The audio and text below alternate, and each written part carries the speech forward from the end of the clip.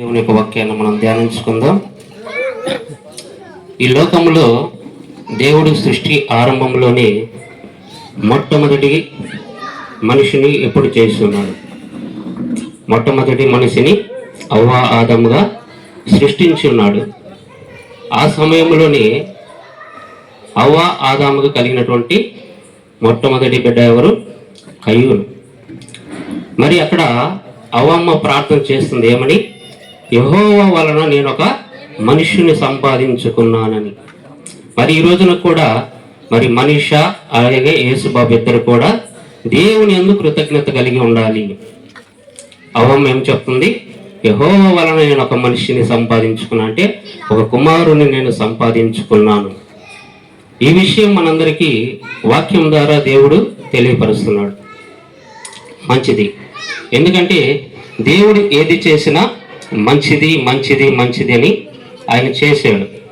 ఆయన సృష్టి ఆరంభం నుంచి కూడా సృష్టిని సృష్టించిన ప్రతిదీ కూడా మంచిదే అని చేస్తున్నాడు. మరి ఈ రోజున కూడా ఈ కుటుంబానికి కావాల్సిన మంచిది ఏంటి? కుటుంబానికి ఒక వారసుడు అవసరం. కుటుంబాన్ని వారసత్వం నిలబెట్టడానికి ఒక వారసుడు అవసరం. కాబట్టి ఈ కుటుంబాన్ని ప్రేమించి దేవుడు మరి మనుష్యకి మంచి కుమారుణ్ణి దేవుడు దయచేస్తున్నాడు. కాబట్టి చప్పట్లు కొట్టి ప్రభు నామని మహింపరచుకుందాం అందరం. అంత మాత్రమే కాదు ప్రియ సహోదరుడా, ప్రియ సహోదరి, మనందరం కూడా చేయవలసిన పని ఏమిటంటే దేవుడు మనల్ని ఆశీర్వదించి ఇచ్చిన ప్రతిదీ కూడా కృతజ్ఞత కలిగి మనందరం కూడా ఉండడం చాలా మంచిది. కృతజ్ఞత లేని జీవితాన్ని దేవుడికి ఇష్టమై లేదు. కాబట్టి ప్రతి ఒక్కరు కూడా కృతజ్ఞత కలిగి ఉండటం చాలా మంచిది. ఈ కుటుంబ సభ్యులందరూ కూడా దేవుడు చేసిన మేలును దేనిని మరవకూడదు. ఆయన చేసిన ప్రతిదీ కూడా ఎవరిని ఎందుకు చేశాడు? ఆయన సర్వాశీర్వాదములు నా దగ్గర ఉన్నవి. మరి మనుష్య విషయానికి వస్తే చిన్న వయసు నుంచి కూడా దేవుని సన్నిధిని కనిపెట్టుకుని ఉన్నది. ప్రార్థన విషయంలో మంచి ప్రార్థన పరురాలుగా జీవించున్నది. మన గ్రామంలో మన చర్చిలో అమ్మాయి పరిచర్య ఎంత బాగా చేస్తుందో, ఎంత ఇష్టపూర్వకంగా పరిచర్య చేసిందో మనందరికీ తెలుసు.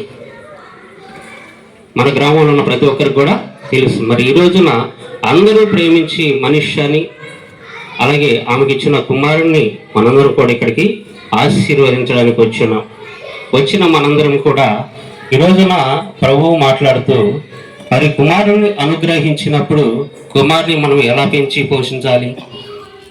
ఇప్పటి వరకు దైవ సేవకులు చెప్పినట్లుగా ఏమని చెప్పారు?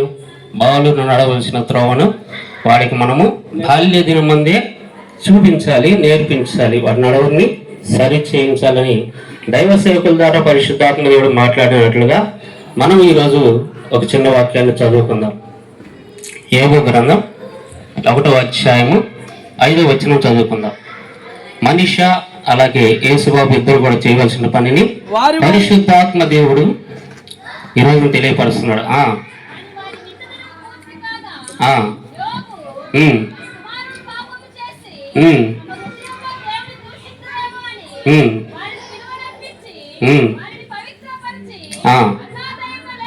అరుణోదయమున లేచి దేవుని మహిమ కలుగును గాక. మరి ఈ రోజున చదవబడిన లేఖన భాగమును బట్టి ఏం చేశాడు? ప్రతిరోజు సూర్యోదయమున అనగా ఉదయకాలమున లేచి తన కుమారులను కుమార్తెలు ఎక్కడ పాపం చేసి దేవునికి వ్యతిరేకంగా నిలబడతారు అని చెప్పేసి ఏం చేస్తున్నాడు? ఆయన దహన బలులు అర్పిస్తున్నాడు. ప్రభువు సన్నిధికి వెళ్ళి, అయ్యా నా పిల్లలు నీ పట్ల ఏదైనా తప్పు చేస్తారేమో, నీ పట్ల నీకు వ్యతిరేకంగా ఏమన్నా నిలబడతారేమో అని ఆయన ఏం చేస్తున్నాడు? ప్రతిరోజు దహన బలులు అనిపిస్తున్నాడు. ఎప్పుడు? సూర్యోదయమున అనగా ఉదయకాల సమయమున లేచి. ఒక తండ్రిగా ఆయన ఏబుగాడు తన బిడ్డల పట్ల ఎంత శ్రద్ధ కలిగి ఉన్నాడు, ఎంత ఓపిక కలిగి ఉన్నాడు, భయభక్తులు కలిగి ఉన్నాడు. ఆయన ఊజు దేశం ముందు ఎలా ఉన్నాడు? మొదటి వచనం చదవమ్మా.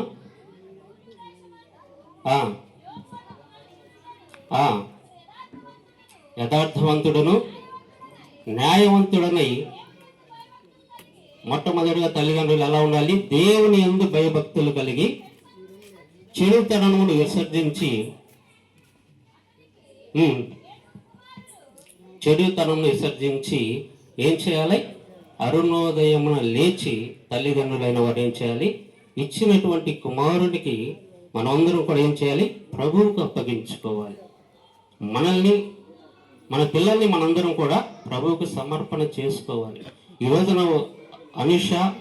మనీష అలాగే యేసుబాబు ఇద్దరు కూడా ఉదయకాలమే లేచి అరుణోదయమున లేచి ప్రభు సన్నిధిని కనిపెట్టుకొని ఇప్పటి నుండే తన కుమారుడి గురించి ప్రార్థిస్తూ తన కుమారుణ్ణి హన్నా ఎలాగైతే సమర్పణ చేసిన దేవుని యొక్క పరిచర్యకి ఈ రోజున మనీష కూడా ఒక తీర్మానం చేసుకోవాలి.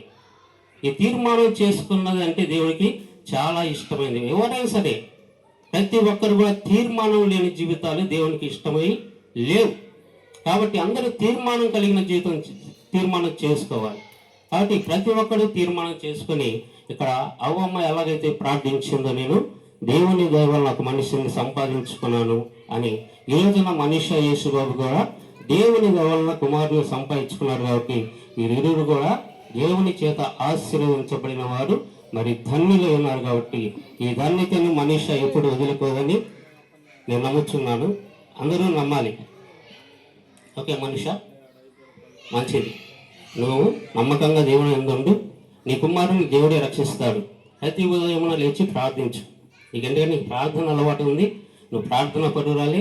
మీ అమ్మ నాన్న కోరుకున్నట్టు నీకు మంచి స్థానంలో దేవుడు ఇచ్చాడు. కాబట్టి ఎక్కడ కూడా ఎటువంటి ఇబ్బంది రాకుండా చూసుకొని నీ కుమారుని ప్రభు పాదాలకు సమర్పణ చేసుకొని ఏబుకు వలె భయభక్తులు కలిగి దేవుని అందు నీవు నీ భర్త ఇద్దరు కూడా నీ కుమారుని బహు చక్కగా ప్రభు సన్నిధిలో పెంచమని ప్రభు బిడ్డల ఇద్దరికి మనవి చేసుకుంటూ నాకు ఇచ్చిన ఈ సమయాన్ని ప్రభువుకి సమర్పణ చేసుకుంటూ దైవ సేవకులకు నా వందనాలు.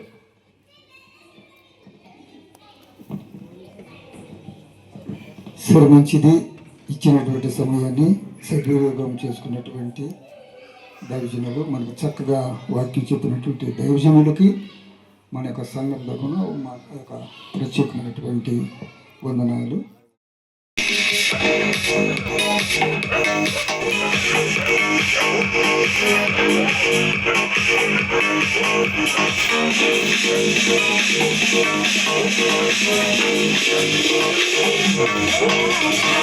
కేక్ పెట్టేవారు వచ్చి కేక్ పెట్టవలసిందిగా తెలియజేస్తున్నారు.